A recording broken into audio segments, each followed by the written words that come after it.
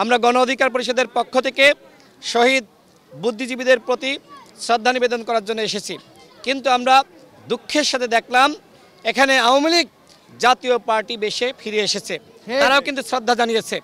জাতীয় পার্টির আপনি সারা বাংলাদেশে 100 জন মানুষও আপনি পাবেন না, কিন্তু আজকে কিভাবে এই বুদ্ধিজীবীদের প্রতি শ্রদ্ধা নিবেদন করার জন্য 5 থেকে 600 মানুষ এখানে আসলো। জাতীয় পার্টির এত মানুষ নাই। সুতরাং আওয়ামী লীগ এখানে এসেছে, আমরা সামনে কোনো পুলিশ দেখি নাই, আইন শৃঙ্খলা রক্ষাকারী বাহিনীর কোনো অবস্থান দেখি নাই। তার মানে কি আওয়ামী লীগকে এখানে ওই জাতীয় পার্টি বেশে শ্রদ্ধা নিবেদন করার সুযোগ দেওয়া হয়েছে? এর আগে আমরা দেখেছিলাম জিএম কাদের বলেছিল, যদি আওয়ামী লীগের কেউ জাতীয় পার্টির সমাবেশে আসে আমাদের করার কিছু নাই। এবং কিছুদিন আগে আপনি দেখেন তিনি কিন্তু বলেছেন যে আওয়ামী লীগ এবং জাতীয় পার্টিকে বাদ দিয়ে যদি নির্বাচন করা হয় সেই নির্বাচন হবে একপাক্ষিক নির্বাচন। তার মানে কি? তার মানে আজকে আওয়ামী লীগ জাতীয় পার্টি বেশে ফিরে আসছে। আজকে এই বুদ্ধিজীবীদের প্রতি সম্মান জানানোর নামে তারা কিন্তু তাদের সাংগঠনিক কার্যক্রম নতুনভাবে শুরু করার একটি চক্রান্ত শুরু করেছে। আমরা সরকারকে বলবো, আগামী নির্বাচনে আওয়ামী লীগ জাতীয় পার্টি সহ 14 দলের যারা গণহত্যার দোষর কেউ নির্বাচনে অংশ নিতে পারবে না। এবং অবশ্যই আওয়ামী লীগ জাতীয় পার্টি সহ যারা বাংলাদেশের গণতন্ত্র ধ্বংস করেছে তাদেরকে আইন করে নিষিদ্ধ করতে হবে। অন্যথায় আমাদের 2000 শহীদ এবং 30,000 যোদ্ধা যারা এখনো পর্যন্ত আহত হাসপাতালের বিছানায় কাতরাচ্ছে তাদের সাথে বেইমানি করা হবে। আওয়ামী লীগ এবং জাতীয় পার্টি শহীদ বুদ্ধিজীবী দিবসে স্মৃতিসৌধে আসা কি এটা শহীদদের প্রতি অবমাননা মনে করছেন? অবশ্যই অবমাননা। তারা অন্যায় করেছে, অপরাধ করেছে, তারা গণহত্যা চালিয়েছে। শেখ হাসিনা গণহত্যার মাস্টারমাইন্ড। সুতরাং বিচারের আগে যদি আওয়ামী লীগ এখানে তাদের সাংগঠনিক কার্যক্রম পরিচালনা করে শ্রদ্ধা নিবেদন করতে আসে, তাহলে যেমনিভাবে 71-এর শহীদদের সাথে বেইমানি করা হবে, ঠিক একইভাবে 24-এর শহীদদের সাথে বেইমানি করা হবে। সুতরাং আজকে এই শ্রদ্ধা নিবেদনের নামে তারা যদি ফিরে আসে এটি আমরা মানব না।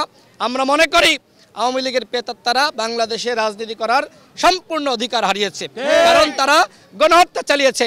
আপনি শহীদদের দেখেন, শহীদের পরিবারের আহাজারি, আপনি আহত যোদ্ধাদের দেখেন তারা কত কষ্টে রয়েছে। সুতরাং এই মানুষদের সাথে বেইমানি করে আমরা আওয়ামী লীগের সাথে কোনোভাবে আপোষ করতে পারি না। এবারকার বুদ্ধিজীবী স্মৃতিসৌধে যে জনস্রোত, সেই জনস্রোত হচ্ছে একটা ফ্যাসিবাদ বিরোধী লড়াইয়ের বিজয়ের মধ্য দিয়ে মানুষের যে স্বতঃস্ফূর্ত আবেগ, সে আবেগটাকে এবার আমরা লক্ষ্য করেছি শহীদ বুদ্ধিজীবী স্মৃতিসৌধে। অর্থাৎ একটা ফ্যাসিবাদ বিরোধী লড়াইয়ে একটা ফ্যাসিবাদকে বিদায় দেবার পরে যে মানুষরা শহীদ হয়েছে, আমাদের 1971-এর আমাদের শহীদ বুদ্ধিজীবীদের তাদের যে আত্মদান এবং 2024-এর ছাত্র শ্রমিক জনতার যে শাহাদাত বরণ, একটাই ছিল বার্তা যে আমরা দেশে কোনো ফ্যাসিবাদী দুঃশাসন দেখতে চাই না। আমাদের লড়াইটা ছিল গণতন্ত্রের, লড়াইটা ছিল সাম্যভিত্তিক একটা মানবিক রাষ্ট্র সমাজ প্রতিষ্ঠার জন্য। আমরা 71-এর চেতনাকে ধারণ করেই বাস্তবে আমরা 2024-এর ফ্যাসিবাদ বিরোধী লড়াইয়ে জনগণ ঐক্যবদ্ধ হয়েছে। আজকের এই দিনের শপথটা হবে যে আমরা আমাদের 72-এ যেভাবে স্বপ্ন দুঃস্বপ্নে পরিণত হয়েছিল, আমাদের 90-তে এরশাদ বিরোধী আন্দোলনের যে প্রত্যাশা সেটাও প্রতারিত হয়েছিল। এবারকার 2000 যে স্বপ্নযাত্রা অভ্যুত্থানের পরে কোনোভাবেই তাকে এবার আমরা প্রতারিত হতে দেব না।